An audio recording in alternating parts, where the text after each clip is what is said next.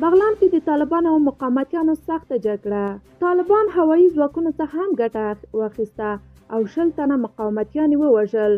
جزئیات هم دې ویډیو کې وګورئ او چینل هم سبسکرایب کړئ. د بغلان په اندراب دره کې له طالبانو سره په جګړه کې د مقاومت د جبهې د یو قومندان خیر محمد خیرخوا په ګډون 20 تنه مقاومت کوونکي ووژل شول.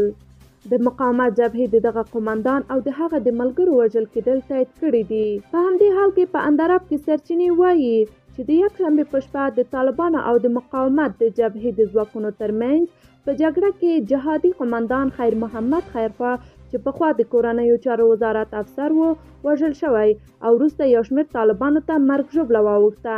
په اندراب کې د مقاومت د جبهې دوو قومندانانو له عامو تلویزیونونو سره په خبرو کې ویلي چې خیر محمد خیرخوا د اندراب په پل حصار ولسوالۍ کې له خپلو ځواکونو سره وژل شوی دی. د ملي مقاومت جبهې مشر احمد مسعود هم په خپل فیسبوک کې دا خبر تایید کړی او ټینګار کوي چې ملګري به د وینې غچ اخلي.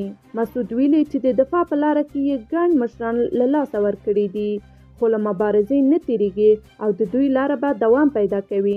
د مقاومت د جبهې له دغو قومندانانو څخه یو یې وایي چې طالبان د شنبې په شپه په پل حصار ولسوالۍ کې د دوی پر کمپونو بریدونه وکړل خو د یکشنبې په شپه د ځمکنیو او هوا له لارې د طالبانو بریدونو زور واخیست.